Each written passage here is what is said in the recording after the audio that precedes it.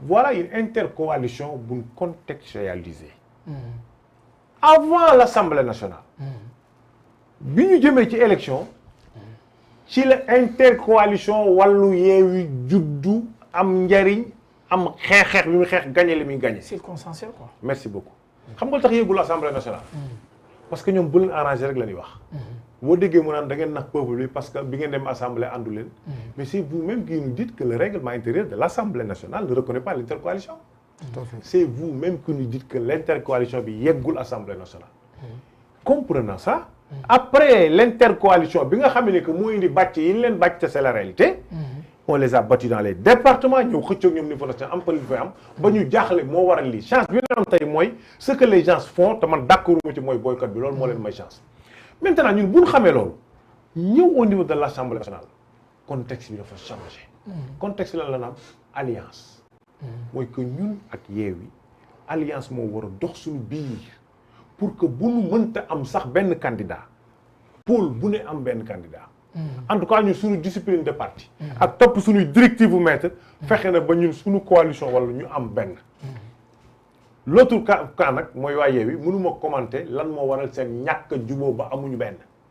du ma ci commenter di leen tooñ mais ñun en ce qui nous concerne fexe nañ ba am benn te rien ne dit aux analystes et aux chroniqueurs que bu fekkoon ni kee dafa am benn ñu am benn waxtaan du judd ba mujj jur benn. loolu kenn mënatu ko prouver léegi parce que en réalité li yàqu na ba pare. mais li ma bëgg a wax foofu rek en réalité mooy. d'accorduma ci lii te bu ma bokkoon ci tey man dinaa convaincre nit ñi pour ñu dem élection. parce que nga gagné da ngay tirer des conséquences. mais ñu gagné la da ngay tirer des conséquences. ëllëg ci biir il faut qu'on s'attende à la révision des lois scélérates dont on fait allusion. et tu seras responsable. merci léegi nag booy voté loolu bu fekkee ne un ministre dafa ñëw nga war a débattre ci loi yooyu. mais tu auras confiance sur qui. parce que en réalité kenn xamagul ku wor ak ku ñàkk wor te élection yi moo ko mënoon wane. mais mënoon nga dem élection Mame Diop je le félicite. parce qu'on lui a balisé le terrain il a gagné. c'est ça la réalité. loolu mooy résultat boycott. quand tu balises le terrain à un adversaire mais daf ciy jaar. su jaaree boo amee ndam nangul ko. j'en profite pour le féliciter il est président kenn mënatu ci dara jeex na ñun ñoo ko may. parce que bu ma sañoon daal boycott bañ a am ñu voté xam lan am au niveau de mouvance présidentielle lan fa am ñoom it bu fekkee dana am ñun dara ñu xam pour que ëllëg si biir ñu xam nan la ñuy doxalee. Et l'information donc concernant Mimi Touré l'information qui tombe comme quoi elle a décidé de quitter Benno Bokk Yakaar. Le compagnonnage s'est terminé parce que d'accord avec le choix d'Amadou Mame Diop comme président de l'Assemblée nationale. Donc loolu it mais attendez. On va suivre, ouais. Mimi Touré dit quitter Benno Bokk Yakaar. Elle a quitté Benno Bokk Yakaar. L'information a confirmé mais c'est l'information qui est tombée donc elle a indiqué aux journalistes qu'elle quitte Benno Bokk Yakaar. Donc d'où vient les 83 de donc je vais parce que moom defoon na procuration pour ñu. Procuration c'était c'est 84 votants au lieu de 87. C'est 84. Amadou Diop a eu 83 voix. C'est ce qu'ils ont écrit. C'est 84 votants. Non, ils ont dit président c'est 84 votants au lieu de 87. C'est 84 votants. Waaw, au lieu de 87. Maintenant Amadou Mame Diop a eu 83 voix. Amadou Diop a eu 83 votants. Waaw. C'est possible? Sur 84. Oui. Sur 84. Waaw. Ah, ça c'est matière à réflexion. Mais bon, Mimi, donc on doit conclure que ce procuration c'est en faveur d'Amadou. Je ne sais pas. d'Amadou, ouais. D'Amadou. Bien sûr. Faveur d'Amadou. Procuration kenn koy jox moom. Alors, Abdou, est-ce que la technicité, vu tout ce qu'on a vu tout à l'heure, est-ce que la politique ne va pas finir par tuer la technicité au sein de cette chambre parlementaire? D'autant plus que bureau Assemblée nationale daanaka liggéey bu technique bi yëpp moo koy def. à part plénière yi après moom commission yi parce que y a des commissions y a tout donc bureau bi wërtane loo xam ne gars yi dañ koy négliger. c'est-à-dire opposition bi waroon nañu def le tout bañ a pratiquer la politique de la chaise vide boo nga xam ne si en droit international dañ naan du favoriser mukk maanaam ñu war a voter nga dem bàyyi foofu chaise loolu parce que les absences ont toujours tort da nga war a toog nga assumer d'autant plus que est-ce que population ñoom danañ yaakaar ne population bi dañ leen jox dëgg ne ñoo yey ñu gedd parce que fee dara amul fa wala yu demee noonu est-ce que ñoom loolu la ñuy xaar ci population bi ñu wax leen ko ne leen yéen def mooy yoon ngeen def ko ñun ñoo leen gedd loolu ñun ñu leen mandaté maintenant li nga wax parce que tamit parfois politique am na loo xam ne nag politique la. parce que tamit nit bu la tegalee politique da nga koy tegal politique.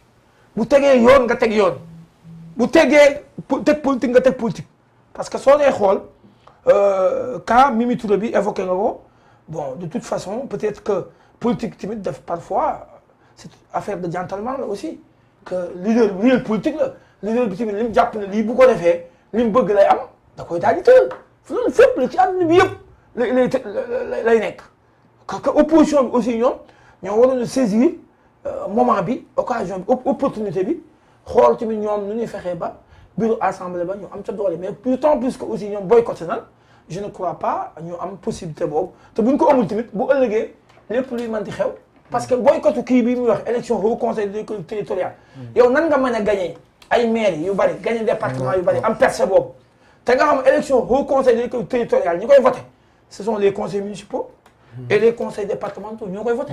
yow nga ne yaa gagné maire yu bari. non ça c'est pas la raison. non attends c'est budgétaire. non mais attends mais c'est ce qu'ils ont dit mais dama ne ci logique laa wax.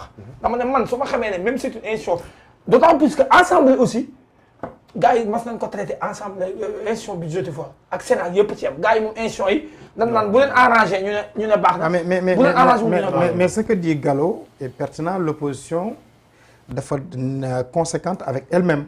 dafa ne seen institution budgétivore donc ñun duñu participer si loolu duñu fa dem. waaw mais c'est ce qu'ils ont dit maintenant xam nga si argument yooyu nañ waxoon ci nañ fexe ba assemblée groupe parlementaire yi du bari yu demee noonu pour ñu rationaliser ko xam nga argument yooyu dégagé nañ ko. mais taxul ñu suivre ko à la lettre. bien sûr. non bul wax loolu de. chaque coalition a un groupe. c'est normal mais attends dama ne xam nga man li may wax xam nga ci gars yi parfois dañuy politique te nañ xam ne Macky Sall judduwul. Bërki démb non entre ceux qui l'ont dit et ceux qui l'ont fait lan moo ci am. dama ne Gallo moi je parle en connaissance de cause Macky Sall nit ku ne mën na koo xarab wax ko lu ko neex mais il n'est pas né avant-hier. c'est pas un né politique xam politique la. feneen stratège la te xam na politique Gallo xam nga li ma lay wax c'est-à-dire mën nga ko sànni xeer waaye xam nga ne Macky xam na politique. non je suis d'accord mais dama ne l'opposition est sur sa logique et puis loolu mooy dëgg. c'est-à-dire. institution budgétivore boobu ñu wax. demoon fa bokk fa kooku weddi sa bopp la. ñàkk fa bokk kooku d'accord naa ci. mais affaire groupe parlementaire yi aussi. les gens ñu ngi suscité naan il faut que tel ki am Yewwi ñaari groupe xaj na fa am déet. mais bu la neexoon def ko. suñ ko defoon ñi leen di mere ci lay bokk. mais defuñu ko ils sont logiques encore avec ñoom.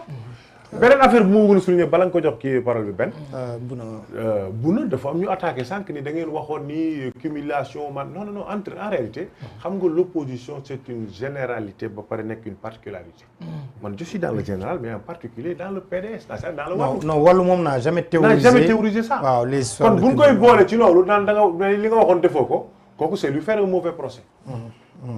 alors Bouna. non war na bokk ci ça je le note Bouna mais nag comme dafa am ñoo ngeen àndal. yéen ñëpp laay boole. ça vous fait quoi quand on dit que Mimi a quitté information à vérifier naturellement. Wow. Mais est-ce le début d'une implosion de Benno où le président Macky Sall tient toujours ses troupes. waaw bon c'est vrai que. du information boo xam ne neex na ma su ma ko déggee parce que Mimi am na lu muy représenté ci parti bi am na ay jéego yu mu dox ba ñu egg fi ñu egg te campagne bi aussi gis nañu ni mu ci taxawee ni mu ci farloo bon après nag motivation yi xaw ma ko information bi aussi il faut que ñu vérifier ko parce que tamit duñu dégg ne teel rek ne damm na exactement bon il faut vraiment ma c'est pourquoi je mets ça au conditionnel vraiment voilà au conditionnel mais bon c'est vrai que su dee loolu am na bon Mimi vraiment am na lu mu liggéey ci parti bi kooku kenn mënu ko dindi donc nag moom lu tax mu dem ba jël décision boobu moom moo ko xam te xam naa ne après dina ko expliquer vraiment ñi mu ko war a leeral mais implosion je pense pas parce que tamit parti noonu la c'est une démocratie aussi ah. mais Macky Sall reste toujours maître du jeu.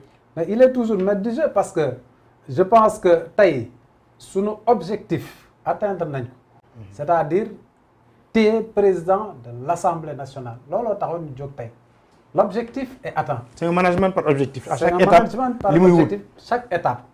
avec naka lañ ciy demee gis ngeen ne woo na leen palais ñu waxtaan ñëpp naan waru leen woo palais ainsi de suite ils étaient au vert pendant 2 jours ñëpp naan kii vraiment y a une discipline tegagul gouvernement bi ñu ngi naan way lii la bëgg ainsi de suite lu ñu mënta wax xam na fi mu jëm il maintient le cap te tey daf ko wane objectif am lii la woon téye na objectif bi et on va continuer à dérouler et dans les jours à venir dans les mois à venir il y aura des signaux très forts dinañ xam ne ñun foowuñu liggéey réew mi moo ñu tax a jóg am na ñoo xam ne nag ils sont dans la politique politicienne ñun on procède par objectif te l'objectif est atteint je félicite le président de la République pour son leadership pour motam parce que lii ku mot moo koy def jël ay kàngam parce que ñi fa nekk ñëpp nag duñu ay nain politique koo ci gis rek kàngam la Cheikh Tidiane Gadio mu téye leen pendant 10 ans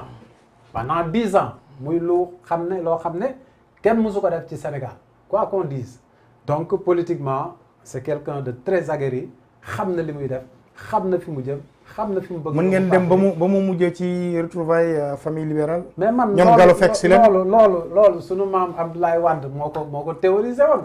ma koy rafetlu te di ko ci fekk. moom moo ko waxoon ñun waxuñu ko. donc léegi man on est des libéraux ñun ñëpp ci benn soo bi la ñu naanee. c'est que Gallo sànq dañuy mbëkkante rek mais je sais qu'on va se retrouver parce que bon maa ngi koy déglu. non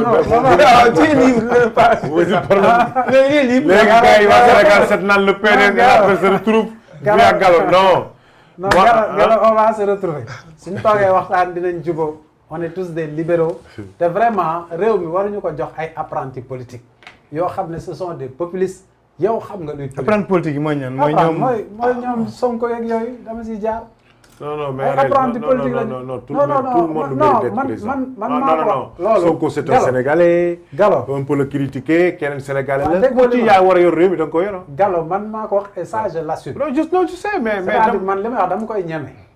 réew mi duñ ko jox à des apprentis politiques comme Ousmane Sonko nga xam ne ay populistes lañu ñu jaxase réew mi salfa ñoo ko parce que dafa am fu ñu jógee ba egsi fii te tey suñu gisee li xew assemblée c'est un recul démocratique te dañu wane ne incompétence immaturité politique foofu la fekk baax donc man je fais partie de ceux qui ñoo xam ne ils vont s'ériger en sentinelle pour que la démocratie de ce pays-là puisse vraiment régner et puis mu am ay nit ñu responsable ñoo xam ne ñooy yore réew mi mais pas ñoo xam ne dañuy dig loo xam ne mënuñu ko def parce que tey bi leen peuple bi joxe baat bi jox leen lenge yi dañu wane ne